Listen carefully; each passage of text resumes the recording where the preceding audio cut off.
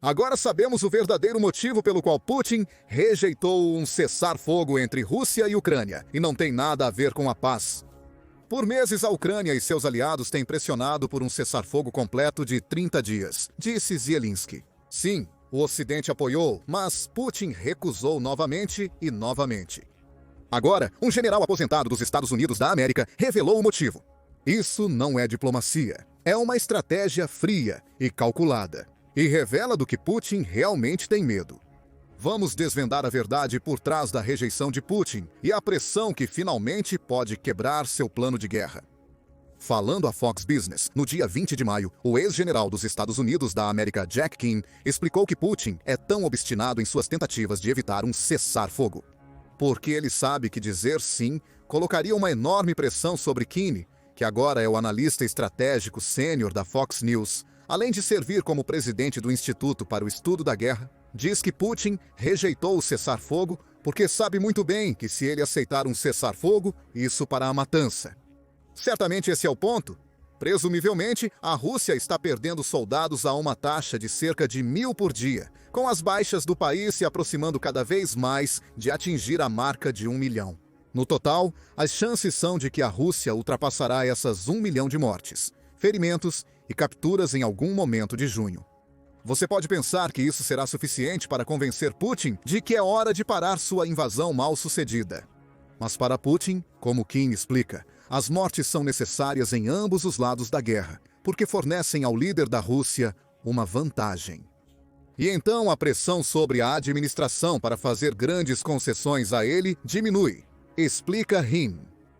O que ele quer dizer é que conceder aos Estados Unidos da América 30 dias para negociar com a Rússia significa que Putin não pode mais usar a enorme escala de mortes causadas por sua invasão para conseguir o que quer. Trump e Zelensky poderão conversar por 30 dias sem se preocupar em perder mais soldados da Ucrânia.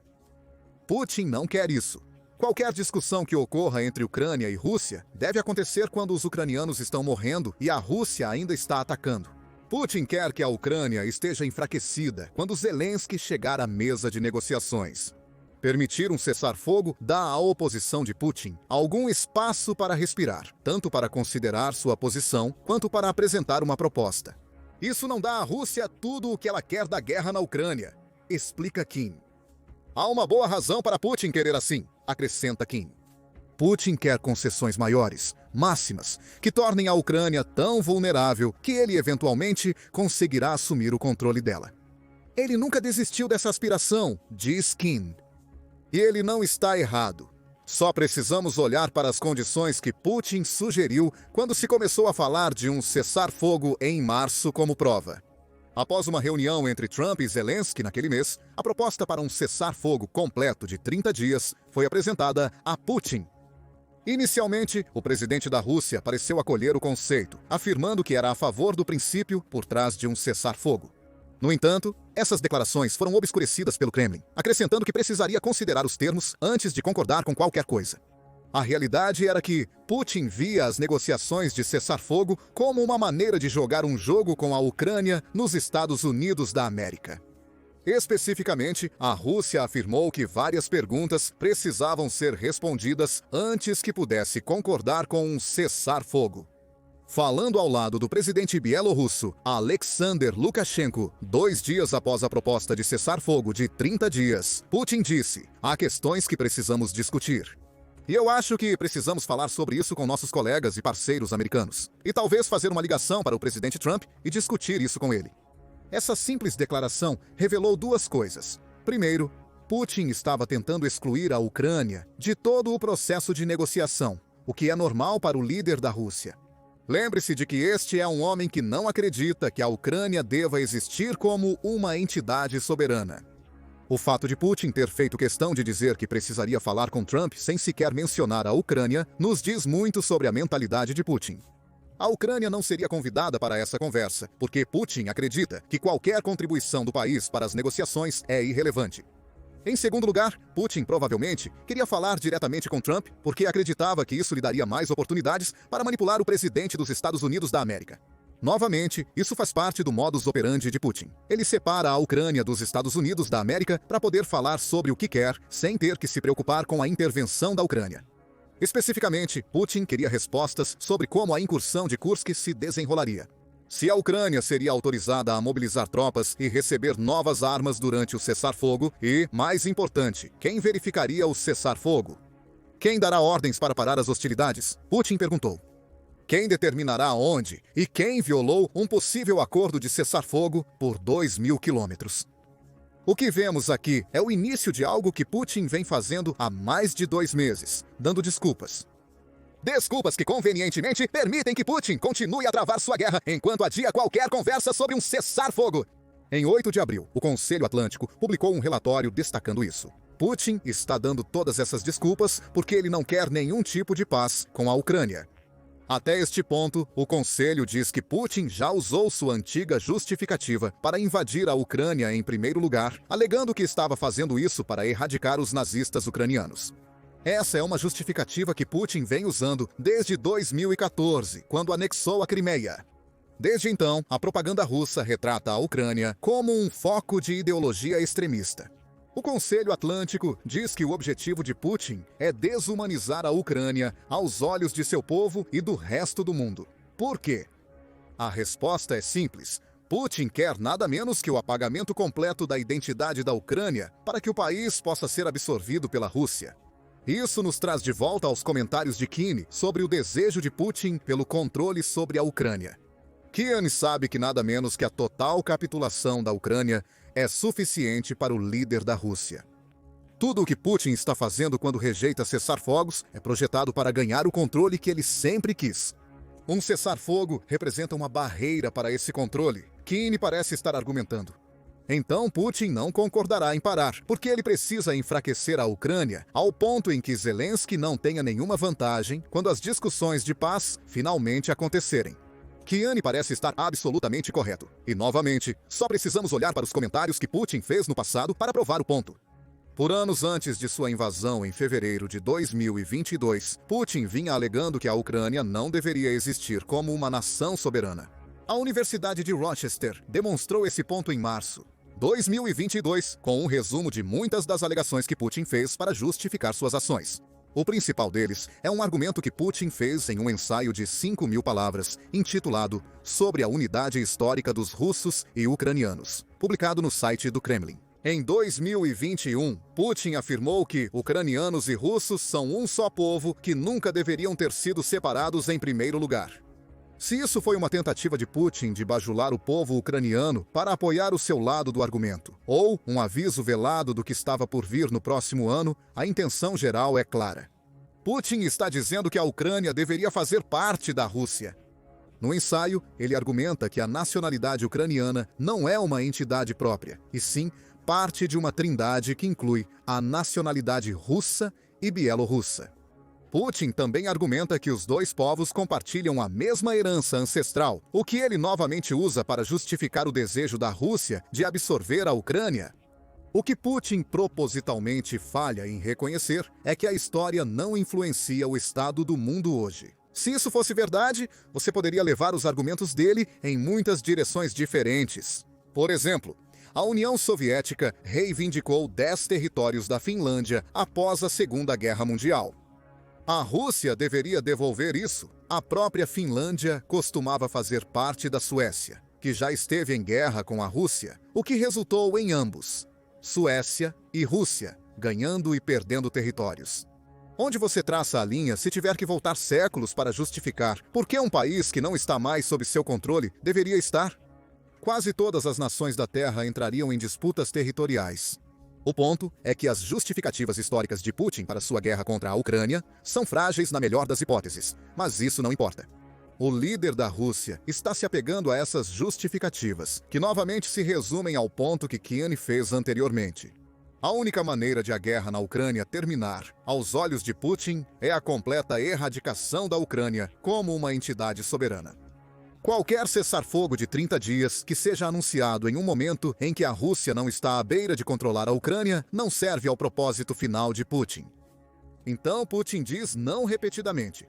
Em vez disso, ele propõe condições que a Ucrânia simplesmente não pode aceitar, porque Putin sabe que a aceitação de suas condições colocaria a Ucrânia no estado enfraquecido que ele precisa que ela esteja. Aí reside a verdadeira razão pela qual Putin continua rejeitando cessar fogos, de acordo com Kine. No entanto, o analista estratégico também observa que existem outras razões para isso. Putin está enrolando tanto a Ucrânia quanto os Estados Unidos da América no que o líder da Rússia claramente vê como algum tipo de jogo diplomático. O desejo de Trump de alcançar a paz o mais rápido possível é uma dessas razões, diz Kine. Antes de se tornar presidente dos Estados Unidos da América pela segunda vez, Trump fez inúmeras promessas de que seria capaz de encerrar a guerra na Ucrânia dentro de 24 horas. Claro, isso não aconteceu. A maioria das pessoas nunca acreditou que isso fosse possível. No entanto, essas promessas sinalizaram para o resto do mundo que o fim da guerra na Ucrânia seria uma prioridade para Trump assim que ele assumisse o cargo. Kine diz que Putin está se aproveitando desse fato agora que Trump está no cargo há quase 5 meses e não conseguiu a paz que está procurando. Ele sabe muito bem que o presidente Trump assumiu o cargo querendo acabar com essa guerra. Kine conta a Fox Business. O presidente enfatizou muitas vezes. Ele usa o termo banho de sangue como exemplo disso. Ele é impaciente, ele tem um senso de urgência sobre isso. Putin, apesar de todos os horrores que causou na Ucrânia, é e sempre foi um negociador astuto. Kine parece estar insinuando que Putin pode sentir o desespero de Trump após a falha do presidente dos Estados Unidos da América em cumprir sua promessa de 24 horas. Agora Putin está tentando tirar proveito. Ele também sabe que o presidente é impaciente. Ele prolonga as negociações e não faz concessões em nenhuma dessas negociações que ocorreram. Não espero nada disso daqui para frente, ele acrescenta. Aqui temos outro sentido de por que Putin está rejeitando cessar-fogos. Não apenas o líder da Rússia sabe que parar o assassinato tira sua vantagem, mas ele está usando suas conversas com Trump para alcançar algo mais. A normalização da relação entre a Rússia e os Estados Unidos da América. A cada dia que passa, a impaciência de Trump cresce, e Putin ganha mais oportunidades de usar essa impaciência a seu favor. Quem aponta isso? E então Putin obviamente está falando com o presidente porque ele quer evitar sanções. Na sua tentativa de convencer o presidente de que está tão interessado na paz quanto o presidente, diz Kim. Claro, suas ações não demonstram isso.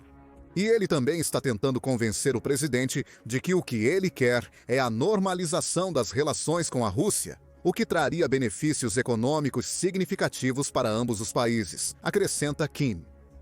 Novamente, o ponto é claro e parece estar correto. Embora a Rússia tenha descrito o processo de normalização como complexo, também é algo que Putin sabe que precisa alcançar.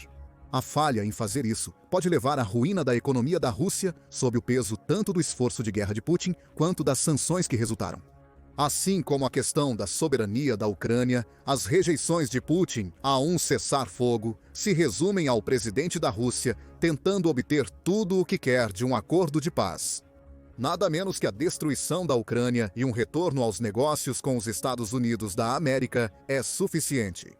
Há apenas um problema. Putin pode estar à beira de exagerar em suas ações.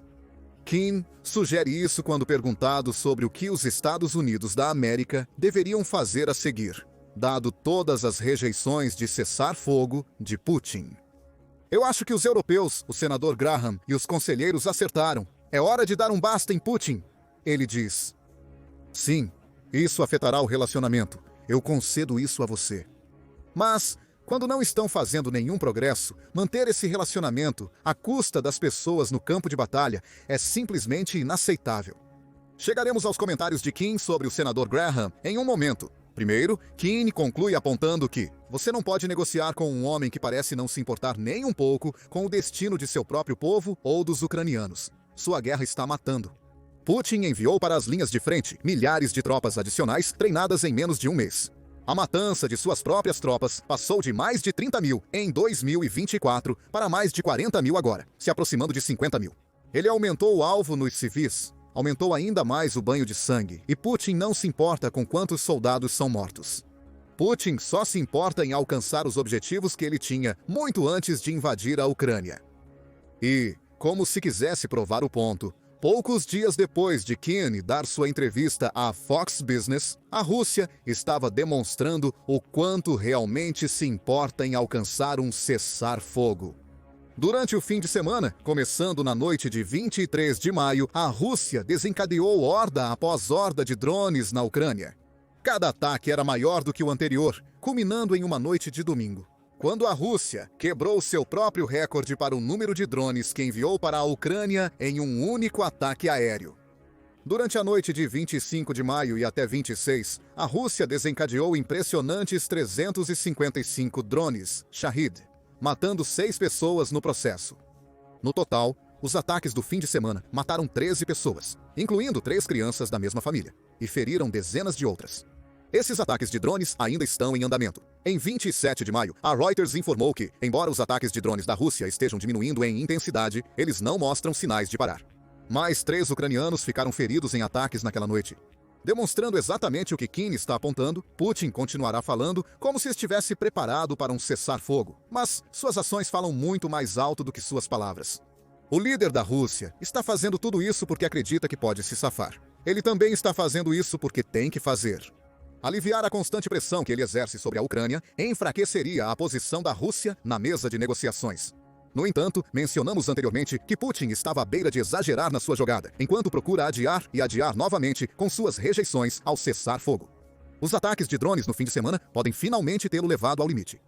Como sabemos, esses ataques provocaram uma resposta furiosa de um presidente dos Estados Unidos da América, que Putin tem tentado manipular para sua agenda por meses. Isso é de acordo com o Kyiv Post, que escreveu em 27 de maio, que Trump agora está considerando impor novas sanções contra a Rússia, em resposta às ações mais recentes de Putin. Trump atacou Putin em uma postagem no Truth Social após os ataques de drones no fim de semana, afirmando que o presidente da Rússia enlouqueceu completamente. Anteriormente, Trump esperava que seu relacionamento pessoal com Putin o permitisse convencer o presidente da Rússia a concordar com um cessar-fogo. Ele até alude a isso em sua postagem no Truth Social, afirmando que sempre teve um bom relacionamento com Vladimir Putin, da Rússia, mas algo aconteceu com ele. Trump continuou a confirmar tudo o que Keynes disse em sua entrevista à Fox Business.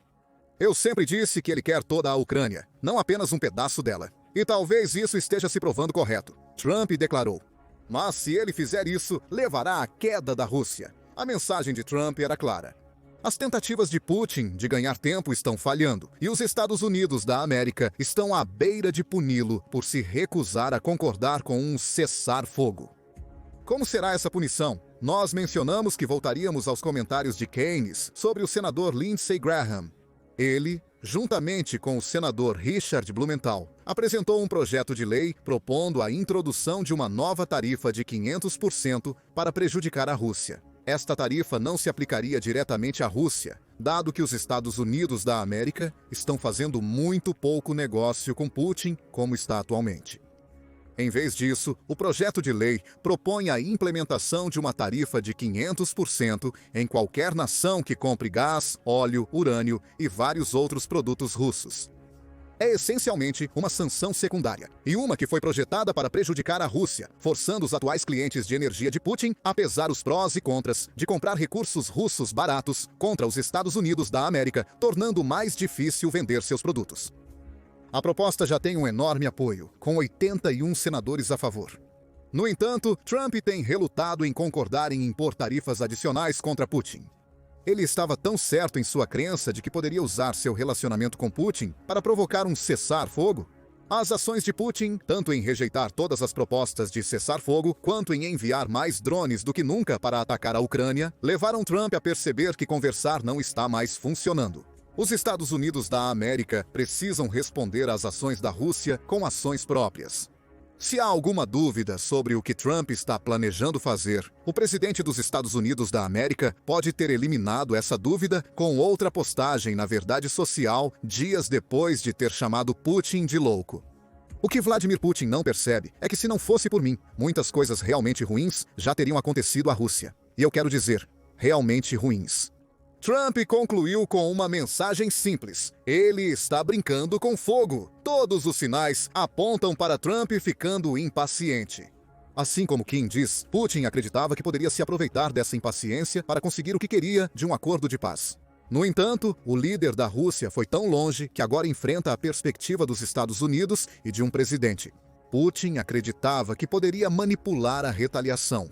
Não sabemos quais são as coisas realmente ruins que Trump diz que poderiam acontecer à Rússia.